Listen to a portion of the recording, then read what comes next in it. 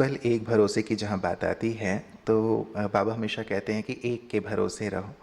लेकिन कई बार बातें इतनी बिगड़ जाती हैं कि संशय होता है कि आखिर बाबा कहाँ हैं। ऐसे समय पर बाबा के साथ को हम कैसे फील करें? अब बाबा के जीवन के एग्जाम्पल को हम देखते हैं तो इतनी बड़ी बड़ी घटनाएं हुई, लेकिन बाबा कितने अचल स्थिर एक भरोसे थे।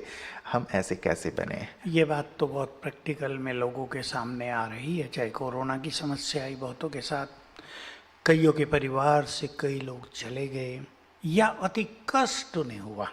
पैसा भी बहुतों के पास नहीं था, उसके कारण भी कष्ट हुआ, क्योंकि खर्च बहुत कर रहे थे प्राइवेट हॉस्पिटल्स में। तो सरकारों ने बहुत कोशिश की, लास्ट में बनाया कि इतना ही लेना है, लेकिन मनुष्य किसी अपने प्रियजन को बचाने के लिए क्या नहीं करता। लोगों ने ज़मीनें बेच दी, जेवर बेच दिए, माताओं ने, बचाना तो पड़ता है, फिर भी चले गए।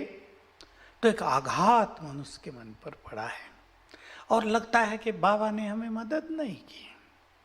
बिल्कुल, मैं जो प्रैक्टिकल है ऑन ग्राउंड लेवल वो बता रहा हूँ। लेकिन बाबा मदद करता है। हम सभी को, ब्राह्मण कुलभूषणों को विशेष रूप से ये जानना चाहिए कि बाबा की मदद वैसी नहीं होती जैसी हम चाहते हैं। अब हो सकता है उस आत्मा के लिए जिसने शरीर छोड़ दिया, बाबा के पास कोई दूसरा महान कार्य रखा हो जिससे वो कराना चाहता है इस आत्मा के माध्यम से। अब यहाँ वो एक छोटे से परिवार को पाल रहा हो और उसको कोई बड़ा कार्य आगे की रचना के लिए उससे कराना हो, तो वो कराता है। और यहाँ ऐसा नहीं वो कराता है तो इन्हें छोड़ दिया, यहाँ की जिम्मेदारी वो खुद उठा लेता है। कोई ना कुछ कारण बन जाएगा कि परिवार की अच्छी पालना होती रहे, किसी न किसी को वो निमित्त बना देता है। तो हम जो ये मनुष्य के मन में संशय आ जाता है ना, तो बाबा ऊपर से मुस्कुराता है कि देखो मैं इनके लिए बहुत कुछ कर रहा हूँ, लेकिन इन्हें पता नहीं है क्योंकि बुद्धि की लाइन क्लियर नहीं है, इसलिए ये संशय में आ रहे हैं। फिर भी ऐसा नहीं बाबा की मदद कम हो जाए, बच्चे कैसे भी हो जाए, माँ बाप की मदद तो रहती है, वो मदद करता रहता है।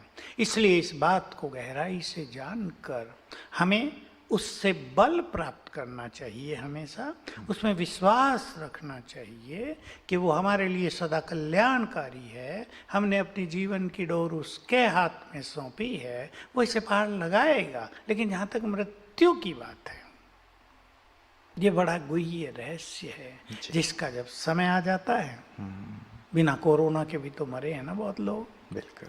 हमारे रिलेशन में एक ने शरीर छोड़ा, माता थी, होगी 55-58 साल की, बच्चे बड़े, सब अच्छे अच्छे। उसके परिवार वाले हालांकि ज्ञान नहीं लिया, लेकिन बड़े निश्चिंत से थे कि भाई इसका टाइम पूरा हो गया था, चली गई। देखो, एक संकल्प ने उनको शांत किया हुआ था। जो चला गया वो वापस आएगा, थोड़ा रोने धोने से क्या होगा, ठीक है, एक आध दिन रोते हैं जैसे लोगों की रस्म है।